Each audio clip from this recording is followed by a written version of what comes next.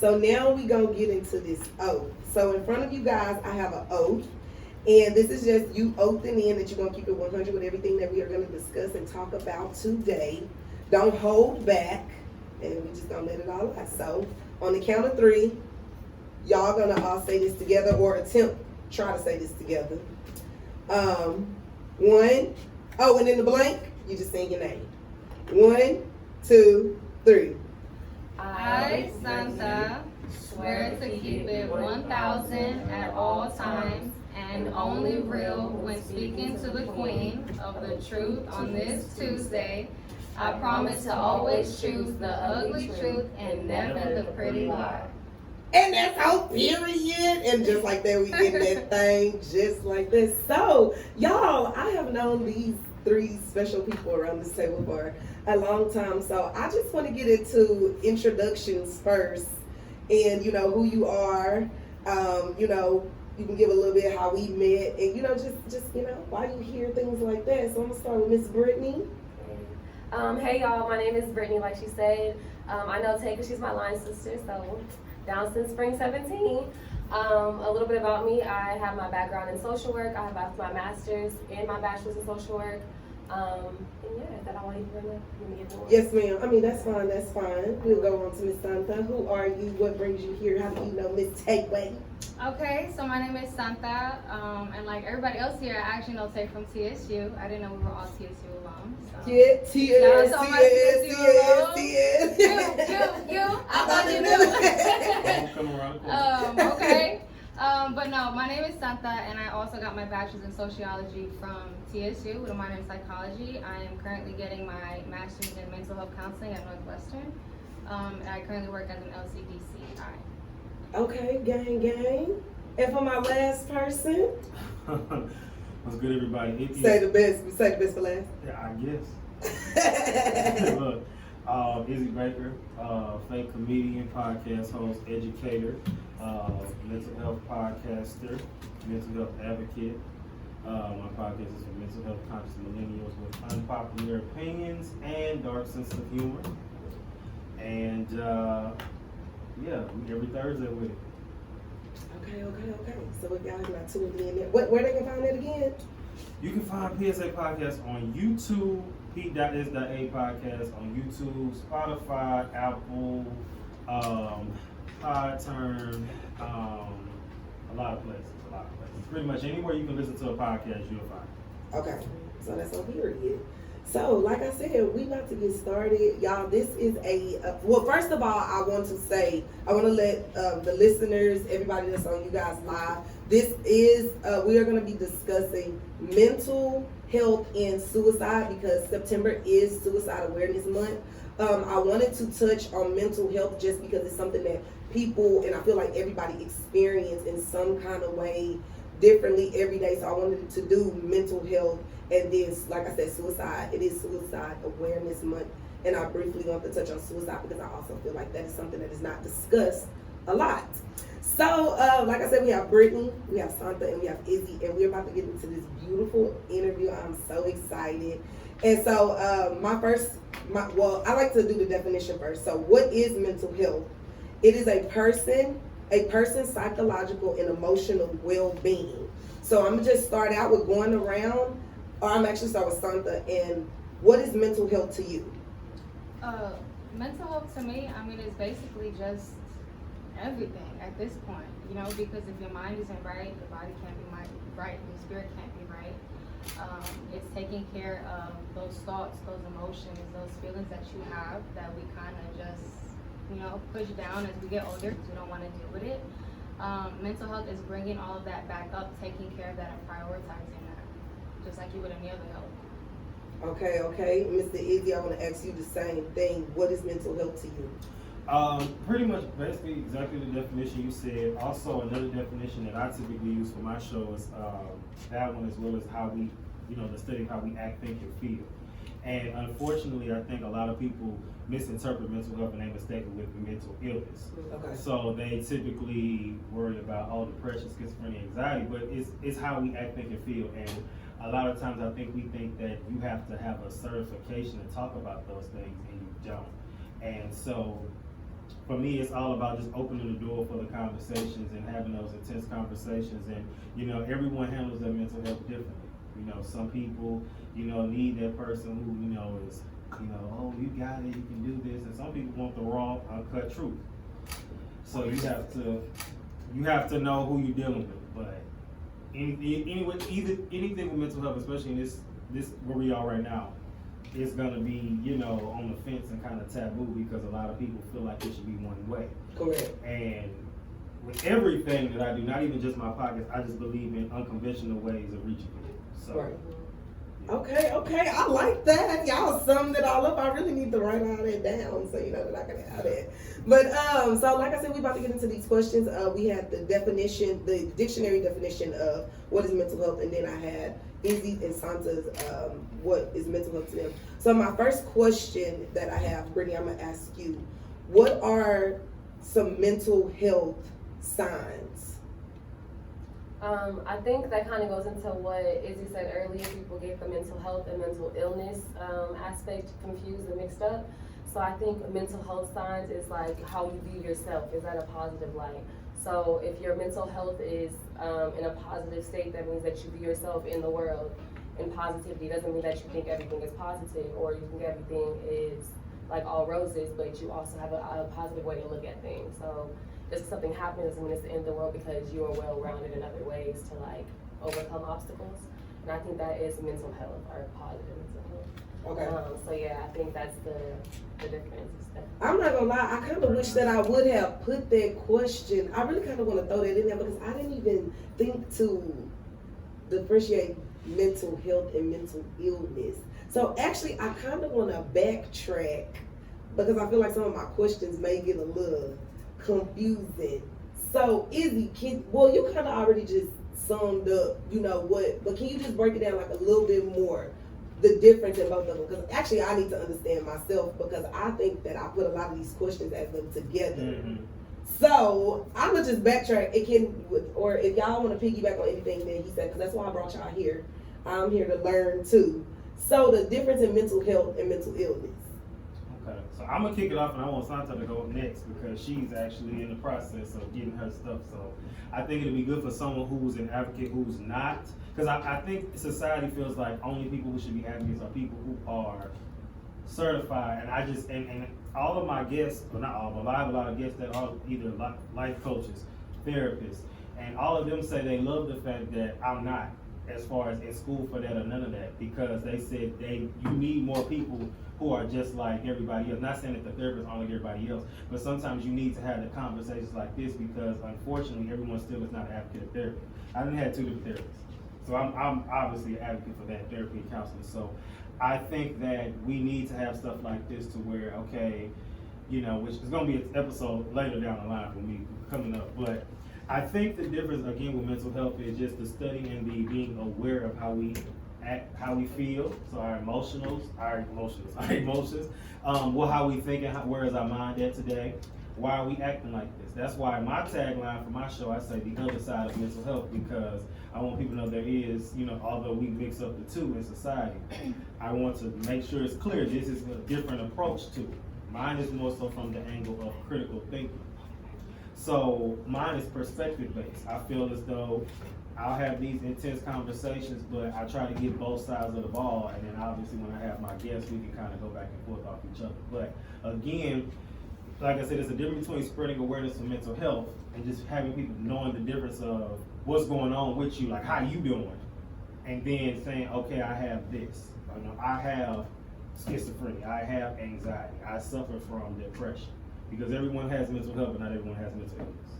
Okay, so you done answered some of my questions inside of my question. I ain't gonna lie, y'all. I'm learning myself, and I'm not gonna lie. I'm gonna have to probably run another mental health again because I really mixed mental health and mental illness. So y'all gonna when y'all get some of these questions, y'all gonna have to be like, Tay, this was a mental illness question. This was mental health. But I want y'all to know that I'm learning too. But yes, Santa, we want to hear what you gotta say. Well, I think it's important to like talk about both in the same setting because essentially if you don't take care of your mental health, I feel like that can develop into mental illness, right? Yeah.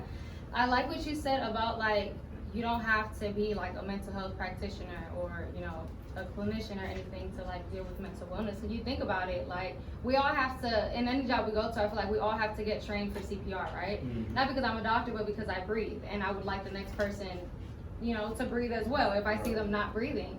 So when you think about mental wellness, it's not just, oh, I'm a counselor, so I'm the only person that can talk about it. But no, but because we all have this mind, we all go through trauma, we all go through everyday life, you know, situation. And you don't necessarily have to be, you don't necessarily have to be depressed to cater to your mental wellness. Some people go to therapy just because they want to, you know, remain sane. So I think it's important. So I don't think it's a problem at all that you like talked about mental illness and mental health, because it goes together. It's just so crazy how deep this can go. Like, cause I'm not gonna lie, now that I'm like looking at my questions, I'm like, dang, Tay, you kind of made this broad. Like, you could have went into like each one and you know things like that. Cause I'm not gonna lie, my next question was, what do you feel like to the top 3 mental illnesses are? But I feel like, mental issues are. But I feel like now that I'm talking to y'all, it's like, how can you put, like, you know, everybody go through different things. So how can you say, you know, this one is worse than this one because this person could be going through this. So it's just like, dang, y'all are making me want to be like, Tay, you need to go back in. But no, we gonna get through this. We gonna get through this though. But you know what? It's good. It's good that you're doing this on live because people need to know the difference because most people don't. Correct. Because you know, as you continue to rise, you always gonna deal with haters and critics, and somebody gonna try to find a flaw, or error, and be like, "Well, you mixed this up." But if you kind of call yourself out, Correct. then they can't use it against you. And also, I think in most times in the Black and brown and minority communities, like mental health is not a concern until it is a mental illness. Correct. And so if they're informed about it, like while, like in the midst of everything, it can kind of help the next person or even help them. So I don't think it's a bad time to talk about both of them together.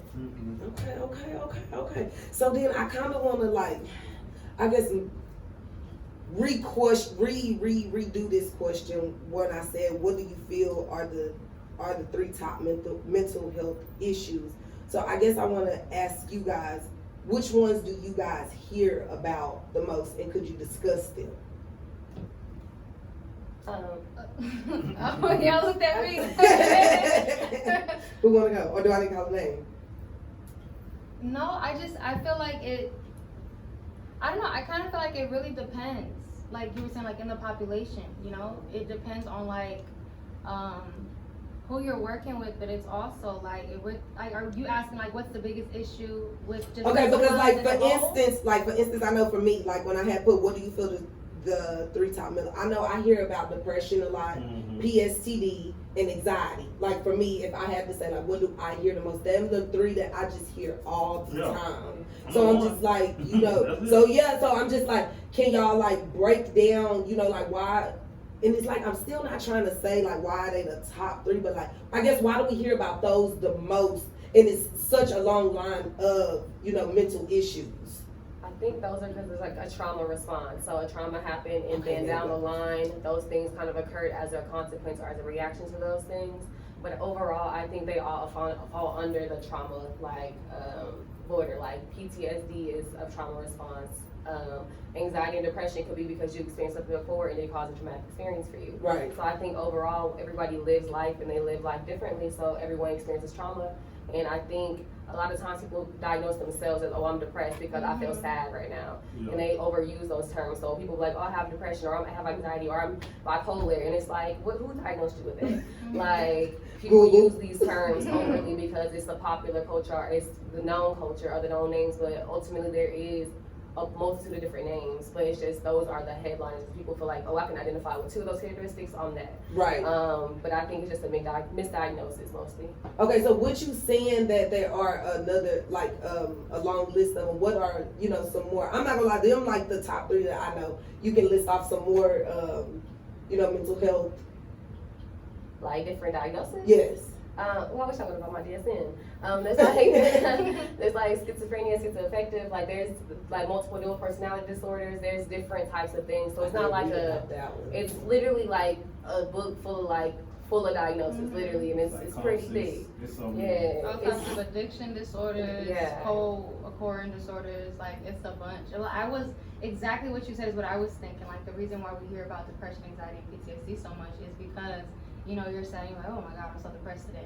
You Right. know, but it's like, so we hear so much about it, but do we hear about like the ways to treat it? Do we hear about ways that if you are actually diagnosed with it, you know, like what are the next steps that you take after that? And that is actually going into my next question. And since we on those three, I guess them can kind of, or unless y'all have something else, you know, that y'all want to bring up in the mental health issues, I guess I'm gonna stick with those three. And that's my next question. How do you start to get help with your when you having mental health issues?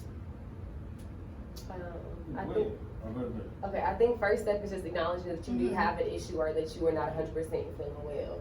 Like I said before, I think mental health is how you feel about yourself. So if you are feeling the best, I mean, you know, there's some disconnect. You're not feeling 100%. And I think what you can acknowledge and say, hey, I'm not 100%, that's when you can start making changes to get there. But if that's not like discussed, you know, heavy like in your family or in your friendships, your circle and stuff, and you know, like you're not even aware of what's going on, like what would you do or like what steps, you know? Because I know me growing up, sometimes like I didn't even know like I was like depressed and stuff, but I was losing weight, stuff like that.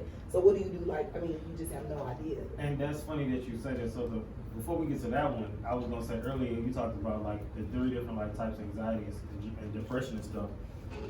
It's different types of those. That's the broad name, but it's so many different types of depressions and so many different types of anxiety. Y'all is really messing And me so- up because I'm just like, y'all gonna have to school But there's so me. many people that's like you that will try to coach somebody. You ain't Right. even doing that. But there's some people try to check people and you be like, you don't even know what you're talking But about. like even Correct. now, this is a learning opportunity for us Yeah. because I feel like mental health is something that's constant. It's like technology is constantly changing. Mental health is constantly changing in front of me, like always discovering new things. Like, oh, my brain could do this. I didn't know my brain could act like this. I didn't know that I could feel this way. So, like you said, like people are gonna try to check you. People are gonna try to say, well, no, you're not this. But how do you know? You know. Correct. So like, let's talk about it. Let's have a conversation because it's an ever evolving situation. I think. In 2016, I was diagnosed with general anxiety and severe depression. But I had dealt with that my whole life. So at this point, I stopped dealing with depression probably around like 2016, 2017. And I stopped dealing with anxiety for a long time. It comes back in little bouts, but not for a long time. But I get that together. But as far as you talking about what people, how they know the differences and them dealing with certain things. With me, I had no clue. I would always call it I was nervous, but I didn't know it was anxiety. I was just like, oh, I'm nervous, but I didn't know why. And then I remember trying to explain that, and then it kind of got like, what are you talking about? So I was Right. like, never mind. And that's when you get shut down. So I was like, never mind, because it's gonna go somewhere, and I don't, and I feel like both my parents, although they meant well, they were two different extremes. One was kind of like, what do you mean? And the other was kind of like, oh, do we need to go through this? Oh my God, can we go through there? I'm like, Right. "Hey, relax. See, you making it worse. You're Right. tearing it up, so never mind. Okay. Oh, y'all, I done lost my questions. Okay. Y'all done already answered that question. Y'all, they schooling me. I'm supposed to be doing asking the questions. I'm sitting here trying to listen. That's what you Okay, do. and I'm not gonna lie, I'm glad. Look, after this too, y'all like Brittany already sitting up here pulling up stuff. I tell you, I'm gonna send you girls sending me it because like I didn't even know, like you said, inside of depression and PSTD things like that, it's even deeper than that. You know what I meant. I'm a little ADHD. I don't want nobody calling you out and we all up here. I don't have Issue Tuesday. That was my truth. Ask my cousin. I don't call her HDIM cord the right thing. I call her the HDIM cord. Shoot, y'all better leave me alone. All right, thank you very much. Okay, so my next question is, I'm gonna start with Izzy. Do you feel your past traumas are important to your current mental state? Some, not all, because some things I have overcome, but of course some things I'm still battling and getting over. I'm just thankful, I used to wake up anxious and just nervous every day. I was having this discussion when I was out of town with some of my friends, and I was saying like, I was more anxious and depressed as a child without having to pay bills than I am now paying bills. I wake up every day like in a good mood for the most part. I mean, I have my days where I'm like anxious, but not like how I used to be. So I'm thankful for that because it was bad.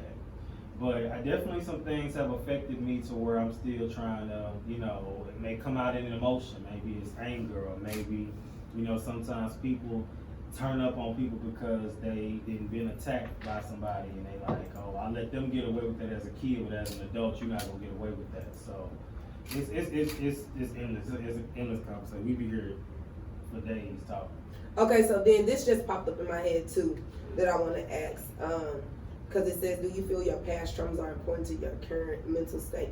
Do you feel like I'm trying to see how can I word this, because I feel like sometimes people use their past traumas, like as far as like family and stuff, to just like keep dragging on like why they can't live their life and things like that. So I want to ask you, like, how do you feel about that? Because it's like I could be kind of, on edge and cutthroat sometimes with some of the stuff that I say and when I talk to people, but I'm trying to learn to become better. But I have learned when I talk to people, a lot of people use like, oh, my mama or my daddy or, oh, my family, they wouldn't. Baby, if I told y'all my story, I'd be like, Tay, how the hell did you turn out how this? Because I didn't have too much support. Mm-hmm. So, like, what is your feel on, like, those people that be, like, just dragging, like I said, since it is asking about the past traumas in current mental state? Like, do you feel like they should be able to use it as an excuse, or like, come on, it's time to get over it? You want me to I'm gonna let Sandra go because you kept looking at cousin. What's up? Oh no, I thought I heard a noise. No, so I think I mean, definitely I agree that like your past trauma, and mind you, trauma does not have like just one definition. Like trauma could look different to you, it could look different to me. Okay. I do think that affects your today, but I feel like when it starts getting dragged out, and something I tell my clients all the time, like, now you're just justifying. Okay. Now you're just justifying the behavior, and oh, well, my mom was like this, my dad was like this, so this is so it's okay for me to do it. Yes, but when are you gonna be tired of doing that? You know, like, when are you gonna want to break that? You know, like, break that chain, break that cycle. So I do think at some point it gets to a point where it's just justification, and that's when it's like, okay, reach out to help and let's work it out. How could we cut that cord? Because if it's something that's been like, generational, like, you're not gonna be able to do it by yourself. Mm-hmm. And I know it's all independent women. Shout out my independent women, but no, like, independence is like, what they say is like bliss. Is that what you say? If it, it's not an actual thing. I feel like when it comes to mental wellness, you can't do it by yourself, and you shouldn't do it by yourself because you weren't built to do it by yourself. You know what I mean? Yes. So that's my take on that. And I definitely agree. And y'all, Santa can definitely shoot. Brittany probably too can probably vouch a little bit for me. Like, I'm not gonna lie. If you know me pretty well, then you probably know like a little bit of my family story. But for a lot of stuff that I did for a long time in college and things like that, it was because I had wanted, the love from my mom that I didn't get, growing up and stuff like that. And for a long time, I used to just be like, y'all, I want my mom, so I'm doing this, I'm doing that, I'm doing this. And like she said, after a while, you just gotta be like, damn, what am I doing for me? Yep. Or when I'm gonna start doing this for me? I done graduated, I did this, I done been captain of this and president of this, and it still ain't enough. So Tay, like, you gotta maybe pick up your stuff and you gotta keep going. So, that is why I wanted to touch. I'm actually glad I brought that question up because, like I said, y'all, people do that a lot. So, Brittany, I'm gonna ask you the same question too. Do you feel like past traumas are important to your current mental state? I think they are, but because I think if something traumatic happens, it's always gonna be a trigger that kind of resets that thing to happen later on without you even knowing that it's a trauma, really. However, I think when people start using things as an excuse or as a justification, that's when it becomes a problem because you're not only affecting yourself, but you're affecting your growth. Like, so everyone around you is getting affected by those decisions that you're making. So I think when it becomes like, when it starts messing up or getting into your mix, like, that's when it's a problem. You need to kind of nip that problem. Oh, you know what? Since y'all here, I got a question. Go ahead. You just sparked it. Okay. In friendships. Okay. Dang, why everybody? No, because I have a lot to say. Everybody there. So y'all, because I struggle with this a lot. So, like, in your process of growing, when you're growing and you have, like, friends that are around you, and like, I guess I want to ask, is it wrong when every time you see that phone ring, it's like, dang, they probably about to say something else, like, or dang, maybe it's about to be some more bad, or dang, it's about to be like, I'm trying to see like I told y'all, I don't be trying to be cutthroat. I don't be trying to be mean, but I'm very blunt. And I'm just like, is it okay for at a point you to be like, as a friend, I can't do this. Like every single time something go down, you ringing my phone, you at my door, like, but it's like, what am I trying to? Cause I damn near, I lost a friendship. Like y'all, I'm being like true on True Tuesday right now, and I just don't know, like, y'all get where I'm trying to go with this, like, listen. Yeah, come on, Izzy. I know you probably understand. Look, certain people, one thing I've been learning with this whole podcast thing, and just anybody who's a creative or got anything going on, even as a teacher, your style is not for everybody. So if people can't handle that, that's fine. Now, don't get it twisted. I'm not just saying being an a-hole and just being rude and nasty, but what I'm saying is, a lot of times people don't like the truth. And even with me, like, I still want to say the truth, but I'm getting better with how I word things. Like, I'm not gonna lie. The other day I posted something about, and I asked a question to the audience. On my Instagram, I said, do you think would you take somebody unfollowing you as beef? The original goal was me to post that and be like, what grown person trip off somebody unfollowing you? Right. But see, I said the same thing. Right. But I flipped it to make it to where it's just a simple question without it being aggressive. Right. So it's ways you can say stuff without saying it, but at the same time, I'm not gonna lie. So I'm gonna listen, but after a while, I'm gonna say, maybe nice things like, hey, let's try to like speak on positive stuff. Let's try not to, and not positive, because I don't want to do the whole positive vibes only, like, because people use that as a reason not to talk about stuff. Yeah. But I want to say, let's try to not give too much energy to that, and I try a few times after a while, I'm gonna say, look, I can't. Every time you call us about this, I can't do that right now. Correct. But unfortunately, I don't have that problem because everybody has this impression I don't answer the phone. So. Anything you ladies want to say? I think that in a lot of times, like in friendships, we try not to let go of people because like they're the people we chose. So like you're like, okay, I chose you to be my friend, so obviously I see something in you, and it's like I want to hold on to this person even though they're draining from us in a sense. So it's like it's okay to cut those people off if they're not benefiting us. And it's not saying like every relationship has to be extremely beneficial to you, but if there is nothing good coming from it, then it's like it's draining you. And I saw this post earlier, and it said it was like pay attention to the friends who call you to like for partying and going out and having fun, but then also they're like they exclude you from like certain things. Like know your friendships, basically. Right. So like you can't get mad at your party friend because they don't want to talk about the deep stuff with you. And you can't get mad at your deep friend because they don't want to party with you. So like know who your friends are, what roles they serve in your life too, because you can't get mad at everybody because they don't serve the same role to you. Okay. I ain't gonna lie, y'all answer my good old question. But that's the thing, and then piggyback off that, you definitely have friends from different occasions, and I actually wanted to do an episode over there because to shift the perspectives, because it was like, Can I be on that one? Cause maybe look, they're saying like, don't call me to go out. You don't call me to go out, but you call me for when you're going through something. I mean, I get why you frustrated at the same time. Do you like to go out? Right. Are you gonna go out and be ready to go? Are you gonna be like stinking nasty if I introduce you to people? Right. So that's my thing with that. So I agree with her 100% because you can't do everything with everybody. Correct. And you have to know the different levels of the friendships. I just be trying to get people to understand, just like people don't be understanding that change, and like my mental is changing really, and like I said, I don't be expecting everybody to move on my same accord, but it's like you only got so many times that you can be negative, and especially if we done talked about it, then if you keep on circling back with the same thing over and over again, I'm gonna really look at you like, come on now, bro. Yeah. So it's just like, I don't know, y'all confirm. But I feel like in that sense, and it's like, okay, so I have Carmisha commenting on this, on everything. Okay. Right, so she said something, and she said it's called boundaries, and that's important because, okay, let's say your friend is calling you up, and every time they call you, they have an issue, right, or they want a vent or something.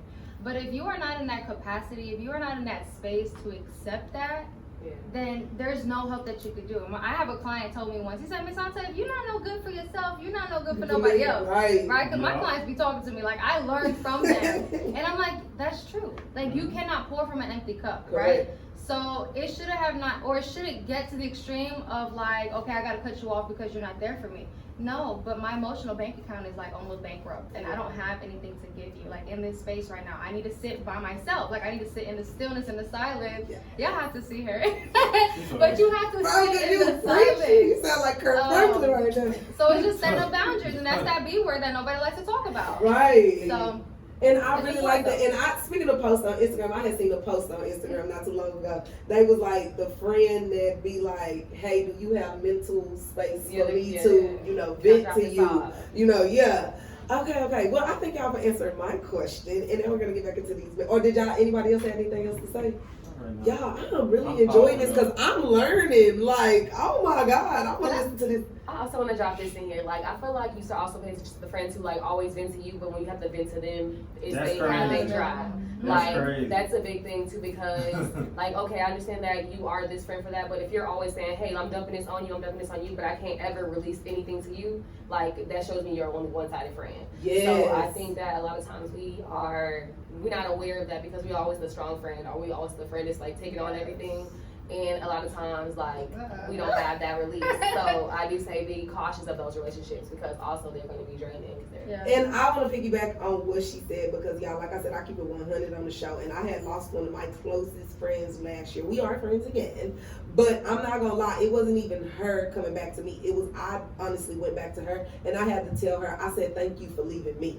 Because it really showed me that I was using you for a crutch. Because it was, like you just said, every time she invited me to go out, I was no. But it would just be simple as like, let's go out to eat and stuff, and I'd be like, no. But as soon as something happened with my mama or anything, she'd pull up. I'm crying in her lap. I'm staying in her house. And I'm not gonna lie, when we weren't able to be together, it showed me like, Tay, every time that something went wrong, this is who you was almost using her as like a crutch. And so it taught me to really depend on me. And I really like that you said that because a lot of people don't know that they be being one friended until like that friend that had enough and they like, I don't even want to deal with you no more. Yeah.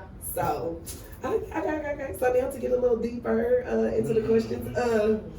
Izzy, I'm gonna start you with this one. At what age do you believe mental issues affect people the most? Childhood. I mean, I'm just being honest because I remember struggling with anxiety. Honestly, we talking about it later. I remember having suicidal thoughts when I was like 9. So, Ooh. I mean, I really feel like stuff starts as a child and then we just ignore it. And, and unfortunately in this generation, a lot of kids are harming themselves and, yeah. Hold that thought because it's coming up. Yeah. Brittany, same thing. At what age do you believe mental health issues affect people the most?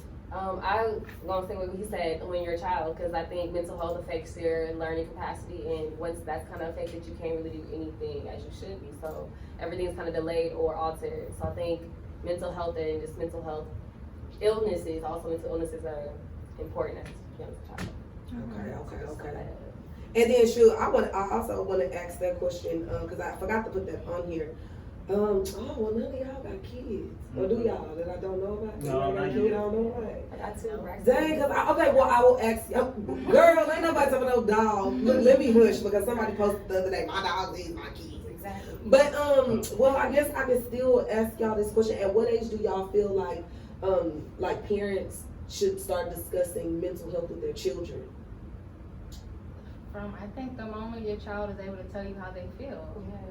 Yeah. As soon as your child is able to, I have a 4-year-old niece, and she's able to like say when she needs space. Like she tells me, Didi, I need my personal space. I said, whoa. Boundaries. And it's because my sister from a very young age like taught her, it's okay to be sad, it's okay to be happy because we all have feelings. So that she understands that, So she give her like her alone room time and stuff like and that. she'll That tell is her good. mom, I need some personal time. I need to be by myself right now. So I think as soon as your kid is able to like say how they feel, like you should start talking to them. That is actually really, really good. And, Izzy, I thought you had something to say on that. That was great. Okay, Brittany, I'm gonna start you off with this one. Do you feel like mental health issues are passed down genetically? I feel like mental illnesses are passed down genetically. Thanks for the correction. I told you, get me. But mental health, I feel like mental health practices, as though they're not passed down genetically, they're learned in the household. So like, if like your niece is learning healthy mental health practices right now from in the childhood, like, you know. Oh, that's also generational curses too. Yeah, breaking them things, but I think that aspect of mental health is not necessarily like given to you innately, but it's a learned behavior that you kind of learn as nurtured, you know? Okay. No, I got you. I get what you're saying, girl. Okay, Santha, do you feel family support matters with your mental health journey? Absolutely. And it's not just biological family, but chosen family. Mm-hmm. That support is what I think is what gets you through a lot. And if you try to do like this mental health journey by yourself, like, okay, you know, like, shout out to you, you know, you're very strong, good for you. But we are not designed to handle that kind of stuff on our own, right? As humans, we desire that connection with another human. And mental wellness, not even just mental illness, mental wellness itself, trying to like pull myself out of sad moments, trying to pull myself out of a difficult situation, it's much easier when I have like a cousin or a friend, you know?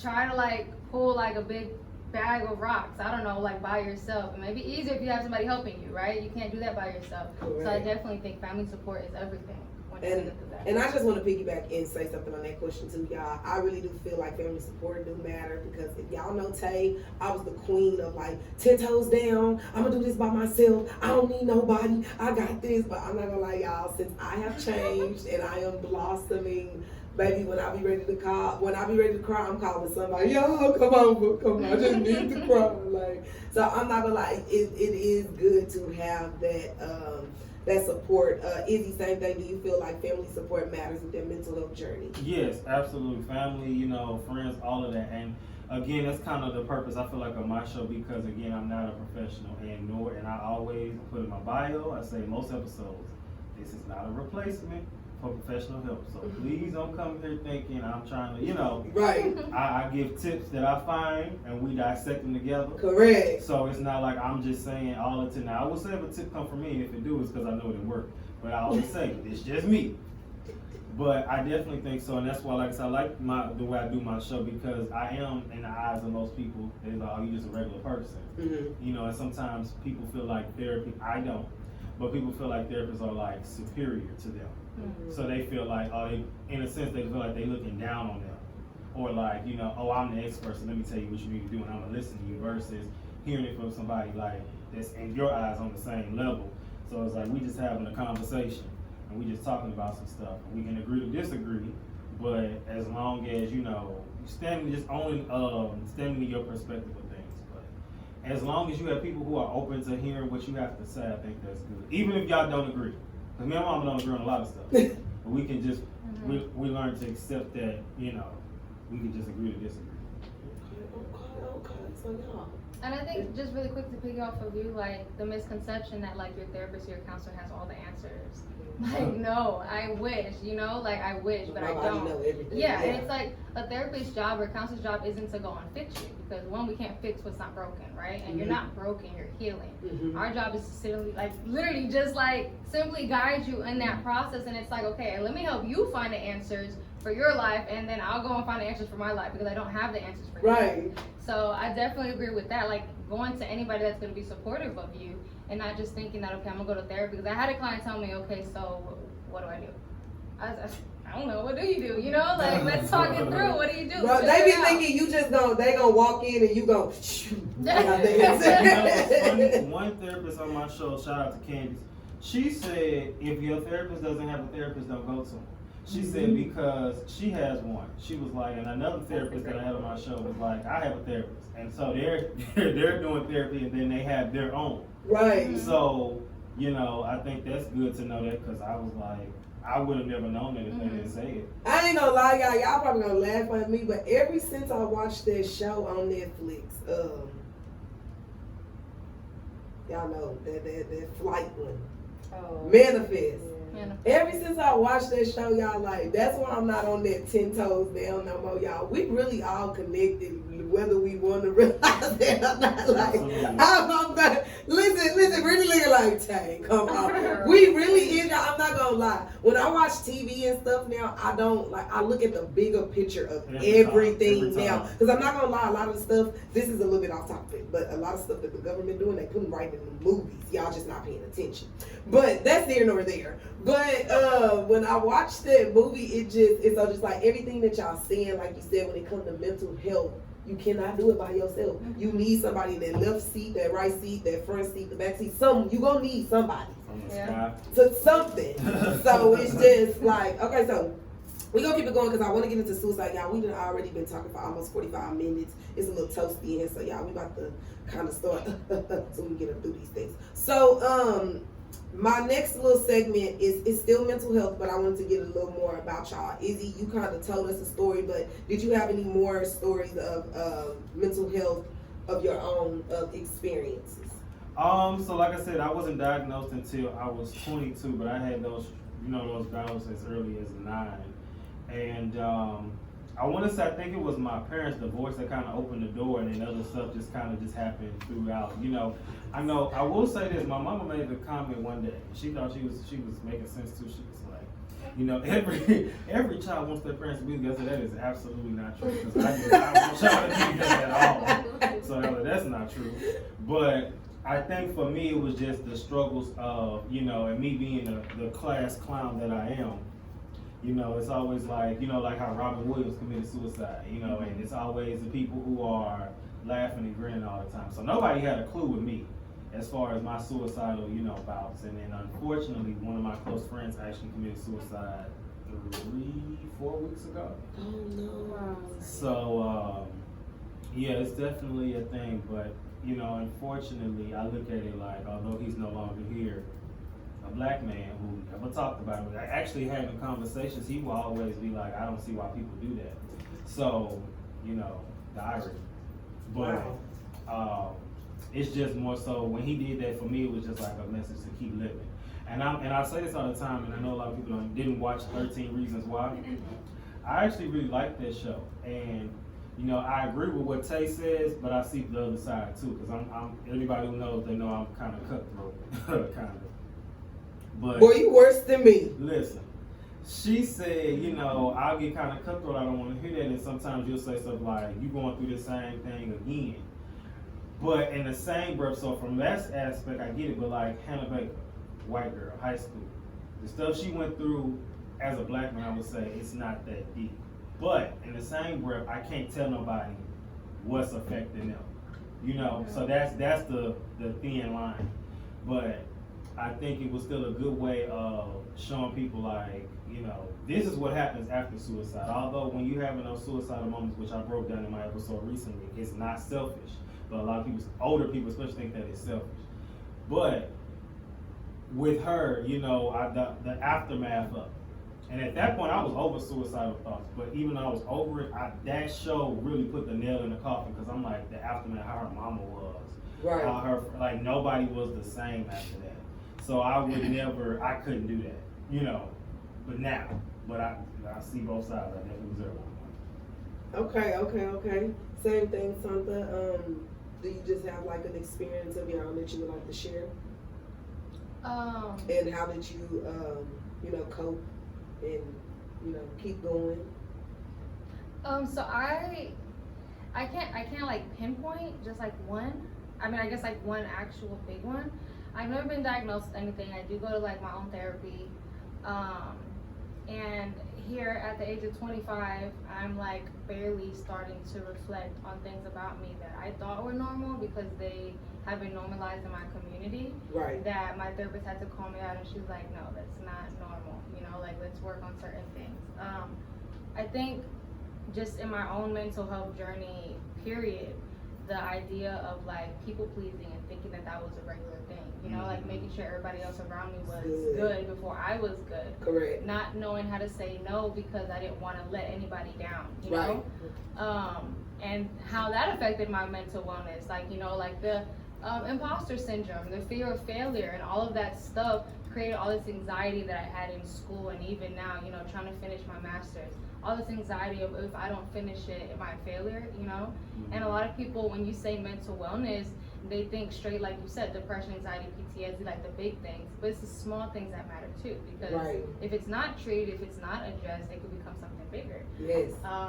So no, to answer your question, not really, because I'm still working on it. Okay. But And it's that's a, a it's good a answer. growing, yeah, it's a growing, I'm growing what I'm going through, you know? Okay. I So, like that. yeah. Okay, what would you tell someone that that asks for help though? Like, in that area?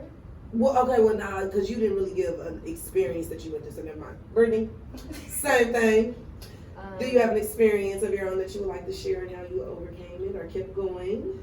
Much like what she said, the whole people pleasing, I think a lot of times, like, especially for like what I do, like in the high school setting, like I was a good student, so I never had like nobody was like, oh, you need help. They always thought I was fine. So like I was carrying all these things inside, but I was like nobody ever checked and was like, okay, are you okay? Because on the outside I did everything correct. Like I was the good kid. My mom even had no concerns or nothing like that. So like Right. I felt like I had to like put a lot of that in and keep this grinning face all the time. And I'm not diagnosed with anything, but I think I had to realize as I got older, like, bro, like you gotta cut this stuff out because you're making yourself tired. Like I was literally like in school for a long time doing a major that I hated because I was like, my mom was gonna have to do this. Like I was trying to make everybody else happy and I was miserable. So just that, and also like I talked about it last time on the show. My childhood was pretty rough. Like I saw my mom go through like a lot of physical abuse, mental abuse, all that stuff. So like now like people argue or yell at me, like I kind of have flashbacks of like getting yelled at as a kid. So like don't yell at me because that's gonna bring out a whole different, like my response to that is no longer to go cry. It's like I'm about to fight you, like Right. and I don't like confrontation. So it's like We it get go. So that is so crazy, and I want to piggyback and talk about just kind of speak on that, like how she said, y'all. I'm not gonna lie, as you get older, and I'm not gonna say older, just whenever you decide to like really focus on your mental health, and y'all, if I'm wrong, correct me, but I know for me, as I work on my mental health more. Or just my mental period, I've noticed that I don't like chaos. I don't like arguing. I'm really big on energy and vibes. Like, don't bring nobody extra to my house if you ain't asked me. That is the quickest way for me to jump out of character. Like, and then you and your friend gonna be outside my house. When we talk about energy, I talked to you the other day about that. Like, I'm real big on that. I don't care if we've been friends for this long. When you kicking it with some people that I don't really fool with, I really can't do it. And it ain't. And some people say it's childish, but I'm just energy sensitive. And if I read vibes and people's energy like a book. And people try to laugh at us. I'm not gonna lie, a lot of people, and I didn't understand energy and vibes growing up until just now. But I even been trying to tell people lately. You can sit in my face right now and say I love you, I like you, blah blah blah. But my energy, I can tell I don't like this trick. I don't like that's why I be telling people like you really like no because sometimes like, that was the clean version because girl like I really be feeling like when people don't like me but you saying out of your mouth something completely different. So then when you like girl why you didn't call me? I gave you my number. Girl, did you know what your energy was telling me? Okay, but yes. So, my next question is for Izzy. I got a question for Izzy, then a question for the women. Ooh, that wasn't looking. That means we've been in here a long time. Then we're gonna get into some suicide questions. Then we're gonna wrap this thing up because y'all, we've been, going in for almost 45 minutes now. But Izzy, my next question is, why do you feel men's mental health isn't discussed a lot? Fear. The typical. And keep it 100 because I need you men to start. Well, that's the thing is fear because a lot of times, and that's why my approach with my show is from the satirical comedy point of view, the laughing and making a joke, not making fun of, but to make it light so it's easy to digest. And it's like we laughing together, like, that kind of way of going about it. Because everybody's like me with my mental health, I had to make a joke out of it. And I tell people all the time, I do have a dark sense of humor. I'm like, because I would have been gone if I didn't have this sense of humor. Right. Because that's what helped me get through it. And there's a lot of people that I met who say like, yeah, your podcast be having me weak because it's something that I do or that I struggle with. I be like, dang. And we laughing at ourselves.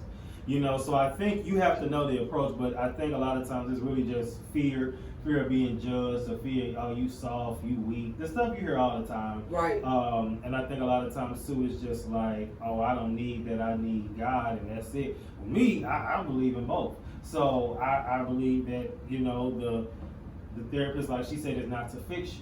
I feel like only God can do that. But they can help you get to the root of Correct. why do you act like this? Why do you think like this? Why do you feel like that? And then that's when you can start asking for revelations and different strategies on how to get past it. Because with everything is a strategy. So that's what I believe. Okay.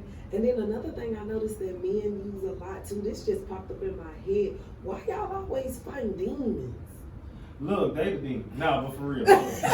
Bro, I have heard so many men just be like, I feel like they use that instead of saying I'm having mental, you know, issues. I'm fighting demons. That's what they want. That's what they mean when they say that. And I want. Okay. Because I wanted to justify, like, what do that mean? I want to do an episode over that soon. Too. Like, I only got like 11 episodes left in a year. Right. But I think it's just funny that you said it because I'll be seeing that post. I'm like, y'all still fight. It's kind of like people overusing weird, overusing different, overusing, oh, I'm fighting demons. What demon are you fighting? I feel like you're just fighting your accountability. Like you're not taking accountability for nothing, or you do overthink stuff, but you don't really talk about it. And sometimes you do talk to the wrong person because, like we talked about earlier with friends, like you have to know what people are for what. Right. You know, because I have friends now that have made comments about suicide and be like, well, you know, ain't nothing ever that serious. And I said, see, you the one I know, like, look, not to comments come like to. that. Okay, I get what you saying. Okay. Well, not different strokes for different folks. No, We you're got right. different strokes for different folks.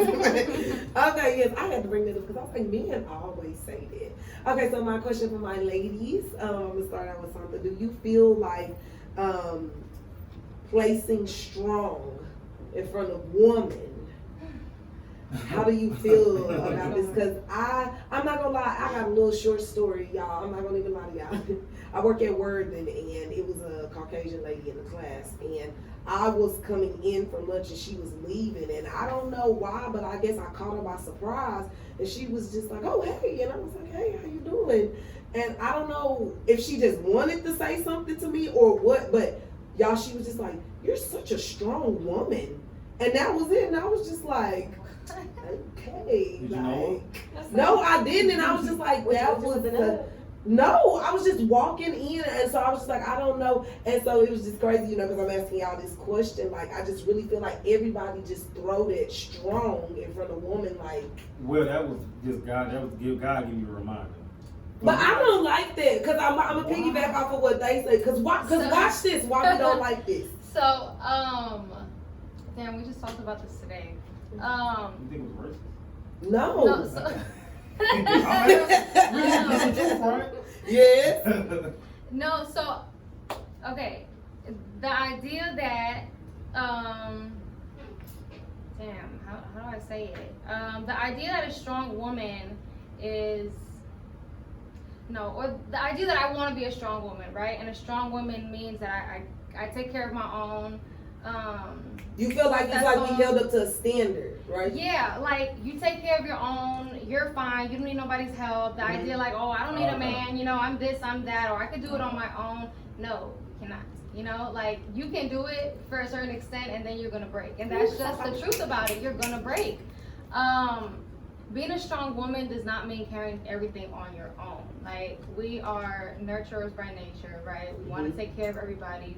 A lot of us have like this mom complex, and you know we want to make sure everybody else is good. But you're not being strong. Allow yourself to be vulnerable, because in your vulnerability, that's where you show your, you know, like your greatest strength. Yeah.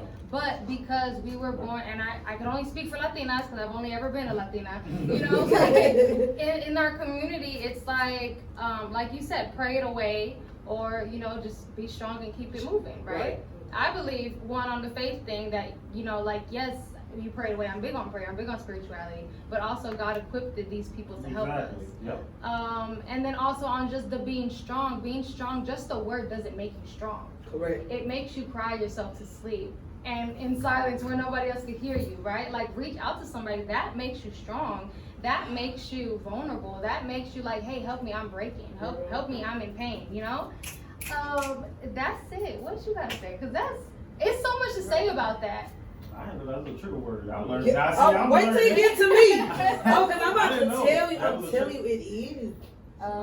And these comments going crazy. I just want to let you Basically. know about this topic right now. From women too. Yeah, from women. Following up what you said, I think a lot of times they use the word strong to say like you don't need assistance. Like even though I can pay my own bills, I can do these things on myself, and it's not saying I need you to do it for me, but like I think they say like use the word strong as a replacement for like companion, or you don't need companionship, you don't need anything else because you got it.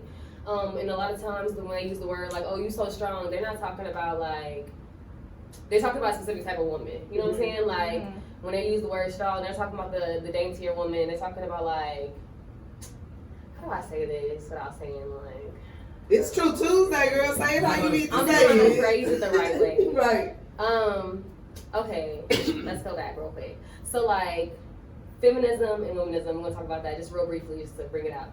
I think feminism and the feminist movement is like, women kind of need a man or companionship to do things in order to like survive, to thrive, and all those things, right? Or saying the absence of that.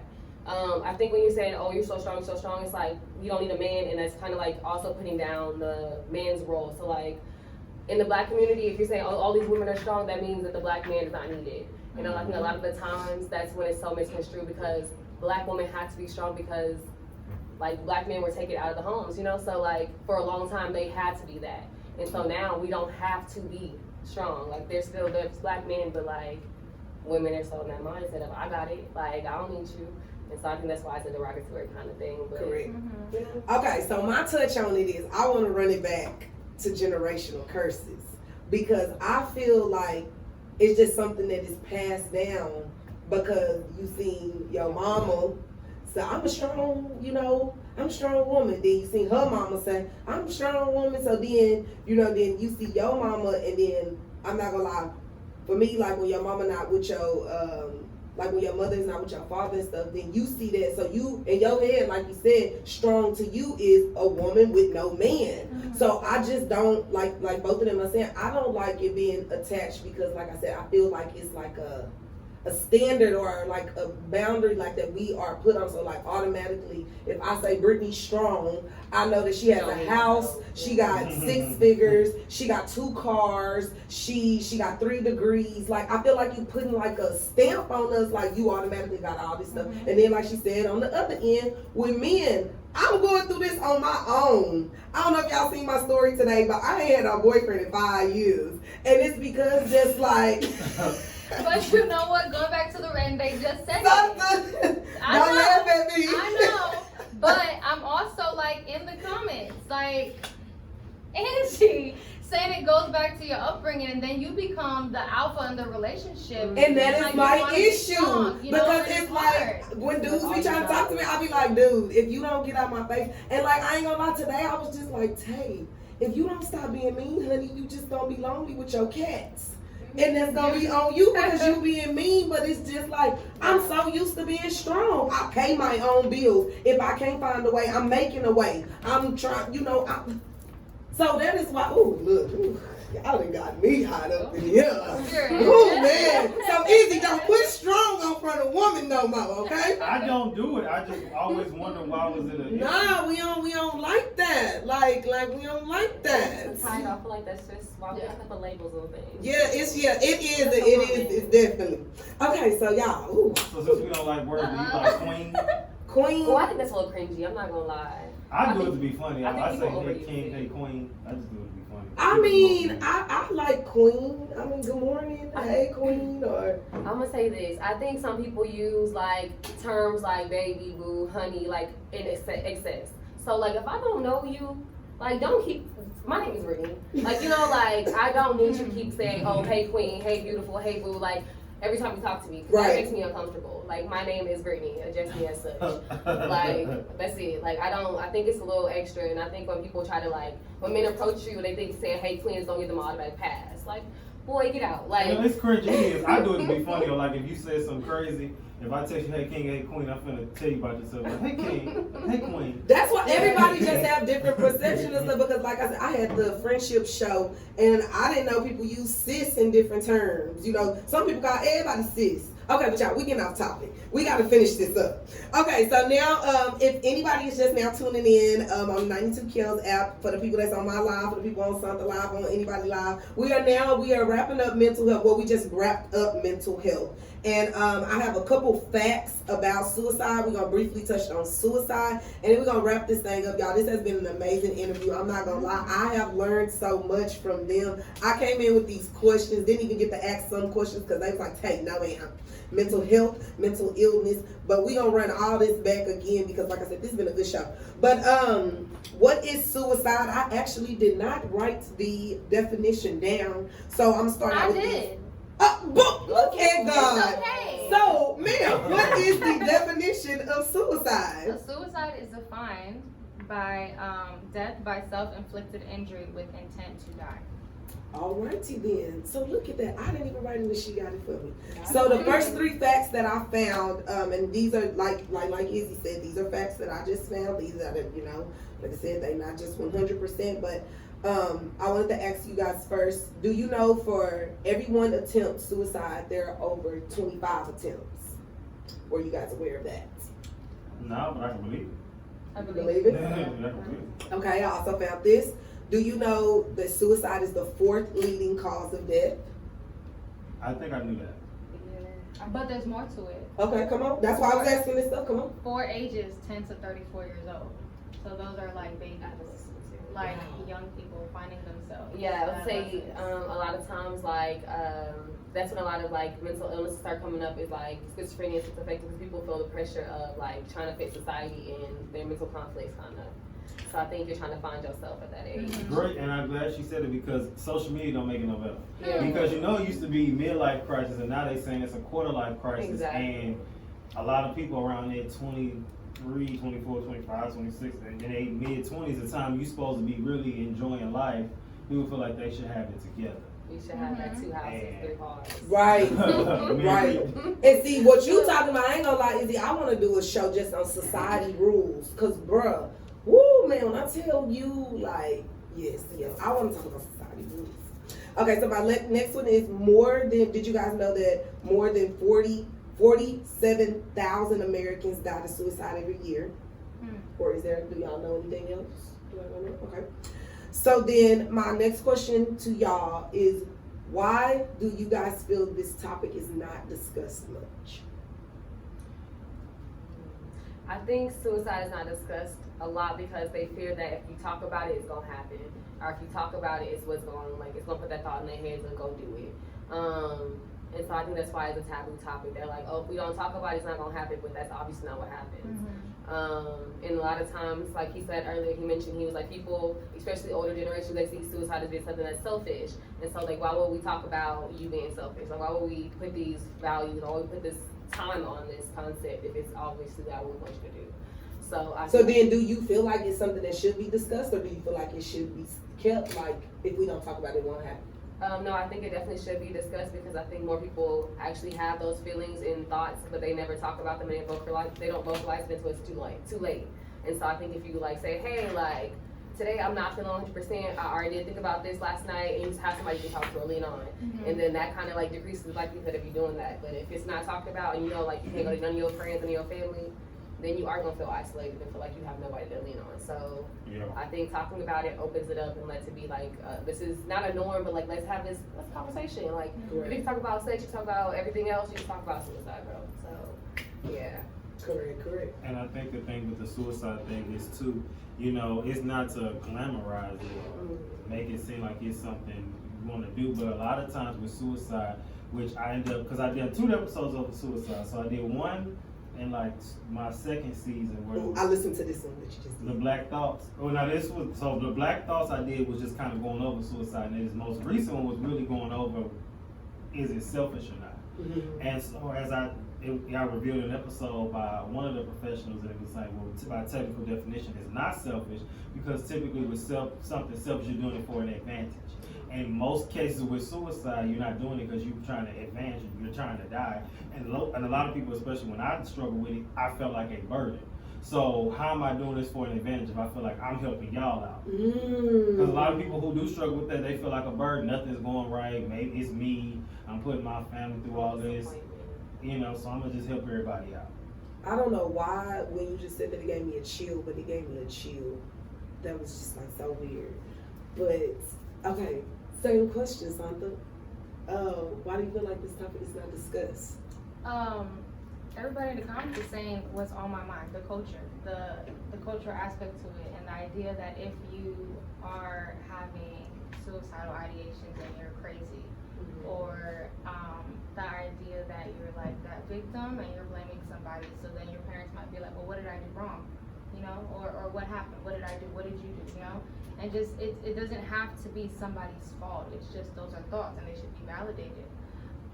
I think the bigger question should be, how do we even discuss that? How do you even come to somebody and say, hey, I'm having these thoughts. Hey, I'm thinking about hurting myself, you know? Like you were saying, you talk about sex. Nobody wants to give the birds and the bees talk to their kid, right? But you have to, because it's going to happen eventually. Ignoring the situation doesn't not make your child not have sex, right? Correct.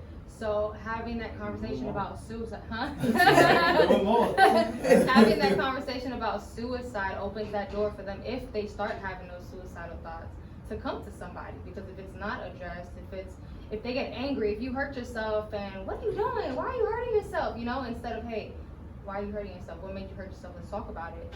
Opens that door, so if they do start having suicidal thoughts and it does get to that extreme, they feel more comfortable to come to you.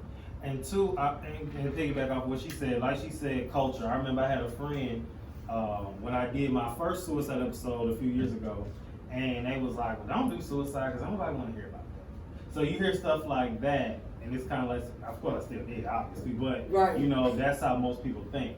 But I feel like with this newer generation, we're not just doing the sex talk, especially for Black and Brown. We talking about police.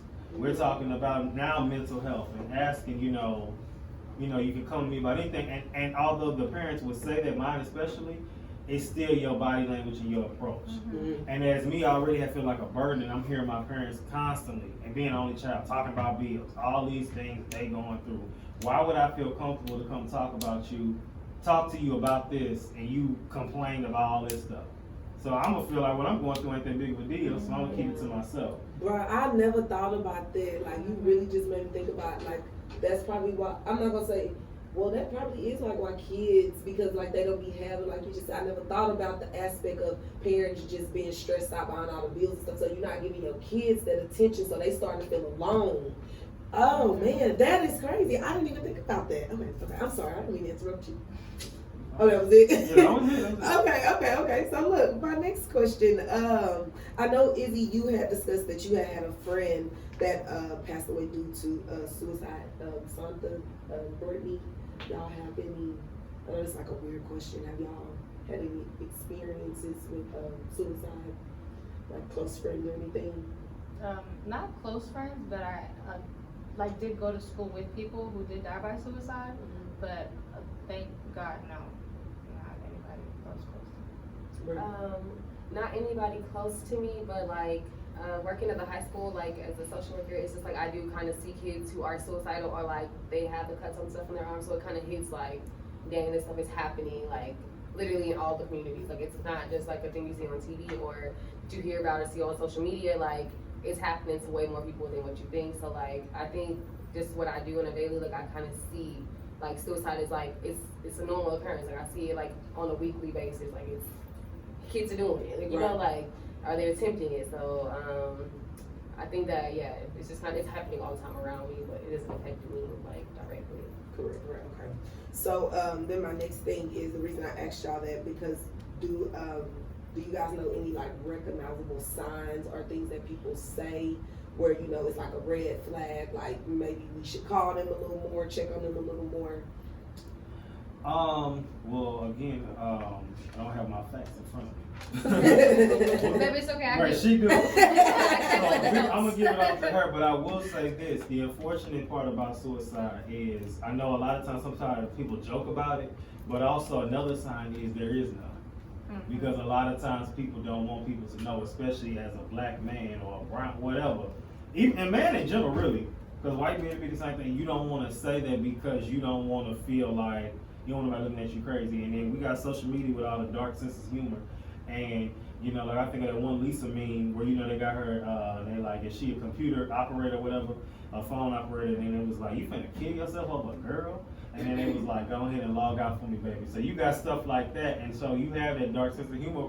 A lot of us, more people got it than we realize. Correct. But, so you laugh at it, but then you like, dang, see, this is how people really think. So I can't say nothing, you know. Anybody else say anything? She got the facts. I did write down some facts. Okay. Miss Sandra got the facts. No, so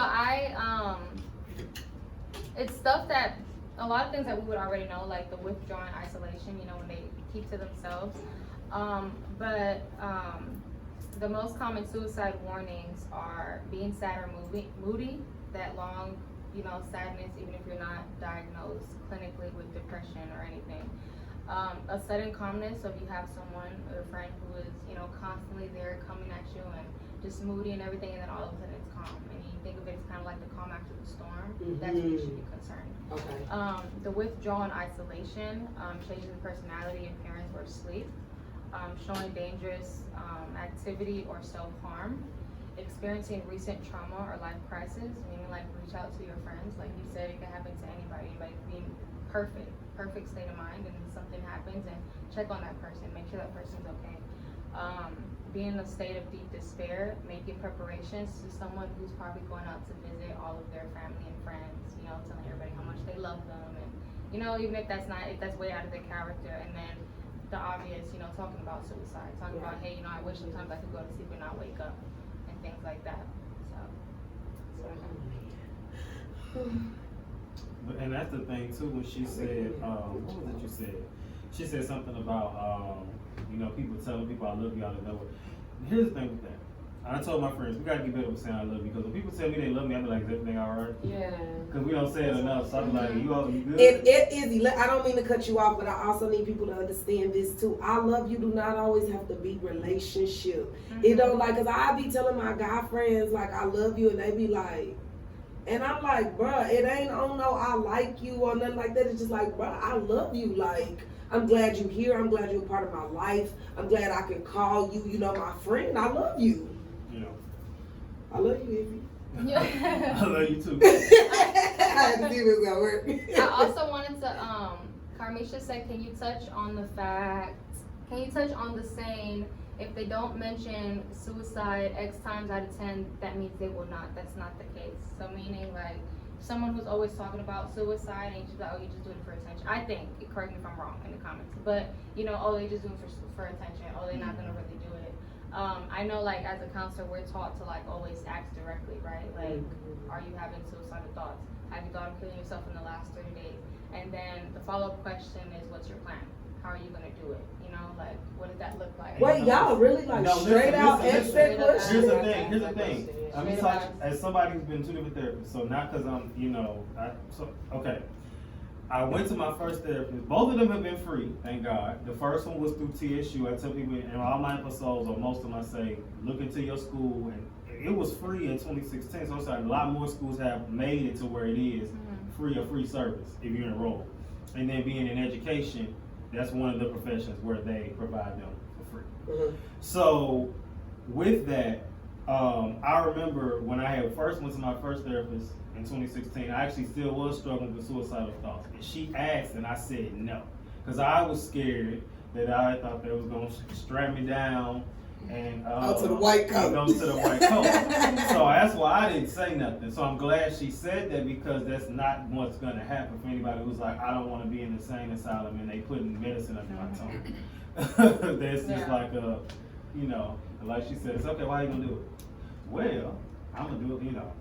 So, yeah, definitely when somebody has a plan and they've told you, oh, I've thought about doing this, I've thought about doing this, like that's a sign. You know, if someone has a plan of execution, definitely go with that. And not just like keep it to yourself, but report it to somebody, whether it's like a trusted adult or professional. It's iffy. I think it's iffy to call 911 or the cops, but that is one of the things, you know, because now they're saying that they're like trying to fund them more to have that mental health training, because before there wasn't any.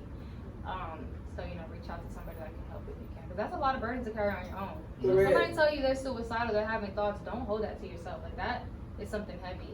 definitely Right. talk to somebody. Man, that is crazy. I ain't gonna lie, y'all.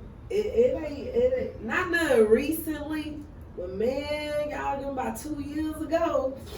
Your girl did not want to be here. I ain't gonna even lie to y'all. It used to be bad. So do you remember that day? You remember the TSU and everybody was looking for me? Oh y'all, I'm laughing now. It is not funny at all. But It was y'all, scary. it was very scary. But like Izzy was saying earlier, how somebody, like I think you had said, some people be like, oh, I would never do nothing like that. Mhm. And I remember myself saying stuff like that. But I think me and my mama had got to a big old argument. And I think I had did something at TSU that was so good. And like, she didn't give me no recognition. And I was just like, you know what? I had got on Facebook and I was like, y'all know what? I'm done with this. And yeah, that is how everybody ended up. You know, I was just like, y'all, I'm so over this. I don't want to be here no more. But for those of you that are still tuned in, for those of you on my live, we are wrapping up suicide. I definitely want to bring this up for 2 reasons. 1, because it is Suicide Awareness Month, and 2, because we are still in a pandemic. And I know that suicide rate has probably went up, you know, with the pandemic, because we were forced almost to be by ourselves a lot, you know, not being able to be around our loved ones, our family and stuff. So this was really another reason that I want to bring this up. And then the third reason was, I know Santa got a lot of comments over there because I'm looking at mine now too. No, I got coming from El Salvador. And Okay? everybody is just like, thank you so much for discussing suicide, because it's something that people don't talk about a lot. So I'm actually excited. Like I said, y'all, I learned so much today. I am thankful for you guys being here. Izzy, me and you got work to do. Just to let y'all know. Just y'all hear me? I'm telling him on True Tuesday, so he can't draw back. But do y'all have any last words before I wrap y'all up? Take care of yourself. That's it. Just check your mental I'm not health. giving you. You're not giving your last. Oh, your I thought you last. said I was wrapping up. Like anything on here. Don't give your wrap up yet. Anything I else just on- wanted to say, like, be kind to people. A simple smile, a simple, hey, how you doing, acknowledging somebody. And definitely, can I give the suicide hotline? Oh yes. I needed that. Okay, the National Suicide Prevention Lifeline is 1-800. Wait, hold on. I gotta get my live. Okay, now we ready? Okay, National Suicide Prevention Lifeline, 1-800-273-8255. 1-800-273-8255. It's 24/7. It's always somebody on there. So. Yeah, so if y'all need the hotline, you call them. Okay, so now, y'all, Brittany's about to give me a whole little spill, wasn't she? She was ready. Okay, so now, I want y'all to get y'all last words, like a little summary. Give me your Instagram handles, and we're gonna wrap this thing up. I'm gonna start with you, Izzy. Yeah, so my main stuff for my antics and my TikToks and everything, TikTok, Instagram, Facebook, Twitter is @_EasyBakeOven. The podcast page is, Instagram is Prodigy Sport Stations. It's kind of long, but you can see it on my Instagram. My Easy Bake Oven is in the bio. And podcast drop every Thursday. Season 5 is going up like crazy. You never know who you might see next on the show or hear his voice you may hear. It's going up. So, what I like about my show is I may have a therapist one day. I may have Pookie from down the street the next day. I may have an upcoming comedian. I may have educate. Like, all my guests range from different backgrounds, different ages, different, genders, different beliefs. So that's the goal. Everybody has a perspective. Everybody has, their way of thinking and why they do things, and open the door for those conversations in every way, shape, and form. What's your encouraging words that you leaving these people with? I want the people to know that no matter what you're going through, and it sounds cliche and it doesn't feel that way, but things will get better. It may not be today or tomorrow, but it will be eventually. And everything you go through, I don't care how bad it is, it's a lesson, it's something that you can use. I don't care how bad it is. I done been through some stuff, and it was a lesson. Even if it ain't for you, even if it's a testimony for somebody else. But even when you feel like your story doesn't matter, it's somebody who needs to hear your story because they're going through it and don't feel like nobody else does. And just somebody hearing your story alone can say they like, so, and they know it's not just them. Amen. Preacher, Izzy. Yes. crying. So I felt that in my soul. Come on, Santa Mama. So my Instagram is __ S Naisha. That's SNAISHA. And then my nonprofit is serve.theblock. It's a community service organization, also brings mental health awareness. And I mean, I guess I just want to encourage you guys to always reach out to somebody for support. Know that we're not built to do this by yourself. You don't have to do this by yourself, and you're not alone. My line is always open. Okay, DM me if you need some support or anything. I think that's pretty much it. Be kind to others, be kind to your own mind, and give yourself permission to rest. And give yourself permission to feel what you're feeling, because that's okay. It's okay. All right, Miss Brittany. All right, hey y'all, my Instagram is perfectlyodd_. And my last words for y'all is to take care of yourself. Like, you have to take care of your mental, just know what's going on, knowing you're not 100%, and know that you can reach out to someone to recharge your batteries, and that you don't always have to be giving. A lot of times it's okay to rest and recharge. So take care of yourself, take care of others, all that good stuff. All right, and just like that, y'all, I didn't even really do hot topics today. I didn't really do too much. We really sat up here and almost talked for like an hour and 15 minutes. So my last words are thank you for tuning in to True Tuesday. This has been an amazing topic. I'll be doing mental health again. I want to try to do it like every 2 months. And then I'm about to talk to Izzy about this little idea that I had, about mental health too, because I feel like it shouldn't only be discussed like mental health awareness month or day. I feel like this is something that should be discussed every day. And then suicide, like I said, with the pandemic and just everything that I learned today, like I feel like it's something that should be discussed more, because like Izzy really opened my eyes a lot today with the kid aspect, when you just seeing your parents like arguing and fussing, bills, trying to do this, trying to do that. So then when you go up to them and you're like, Mom, Dad, like I really never just looked at it like that. So I love that I can always take something from the show, too. But you guys can find me at Beyond Beautiful Tay or at True Tuesday. If you guys want to book an interview, I do personal interviews.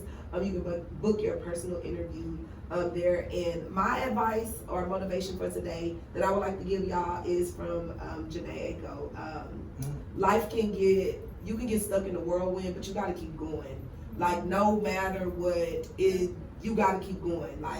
And like Izzy said, try to take a lesson out of everything. Life got a lot better for me when I had to learn that I don't take no L's as in losses. I only take lessons. I take lessons, and then something that I read the other day was, at least, when you learn the lessons, or when you just start, and if you do fail, when you do it again, you're not starting from the bottom. You're at least starting from experience. So, to wrap it up, y'all have a good night, be safe, and thank y'all for tuning in.